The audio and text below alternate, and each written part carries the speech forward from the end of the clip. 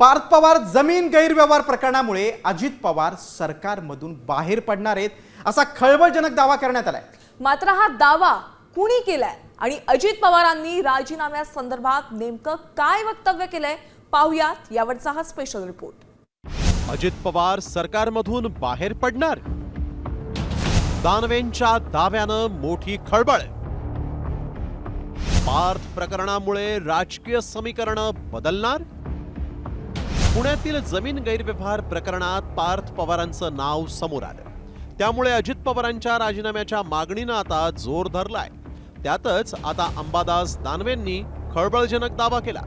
वर्षावर झालेल्या बैठकीत अजित पवारांचा राग अनावर झाला आणि त्यांनी थेट सरकारमधून बाहेर पडण्याचाच सरकारला इशारा दिला असा मोठा दावा दानवेंनी केलाय आणि त्यामुळे राजकीय विश्वात मोठी खळबळ माजली। त्या दिवशी वर्षावरच्या बैठका झाल्या, अजितदादांनी त्वेषानी रागानी सरकारमध्ये बाहेर पडून सरकारला पाठिंबा देतो इथपर्यंतची भूमिका घेतल्याचं आमच्या कानावर, माझ्या तरी कानावर आहे आणि म्हणून अशा याच्या कारणामुळे अजितदादा आणि पार्थ पवारांना वाचवलं जातंय असं मला वाटतं। दुसरीकडे महसूल मंत्री चंद्रशेखर बावनकुळेंनी मात्र दानवेंचा हा दावा खोडून काढला। ना अंबादास दानवेला माहित होतं हे, ना चंद्रशेखर बावनकुळेंना किंवा माननीय मुख्यमंत्र्यांना। खालच्या अधिकाऱ्यांनी यामध्ये खरी बदमाशी केली। पार्थ पवारला अडकवणे, याला अडकवणे, त्याला अडकवणे आम्हाला धंदा नाही आहे। आमचा अजेंडा आहे महाराष्ट्राच्या विकासाचा, विकसित महाराष्ट्राचा आणि असे भ्रष्टाचाराचे केस झाल्या त्याला त्या ठिकाणी सोडून काढण्याचा। महाराष्ट्रामध्ये कुठेही भ्रष्टाचार सहन करणार नाही, किमान महसूल खातं।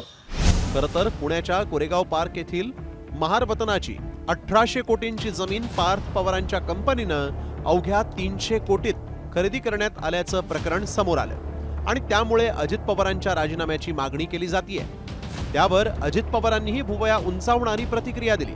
त्यामुळे पुढच्या काळात मोठ्या राजकीय घडामोडींची शक्यता आहे। पुण्याचे पालकमंत्री अजित पवार असताना, महाराष्ट्र राज्याचे उपमुख्यमंत्री अजित पवार असताना ही कमिटी चौकशी करू शकेल का, निष्पक्ष चौकशी करू शकेल का? म्हणून माझी पहिली मागणी आहे की अजित पवार यांनी उपमुख्यमंत्री पदापासून आणि पालकमंत्री पदापासून ताबडतोब राजीनामा द्यावा।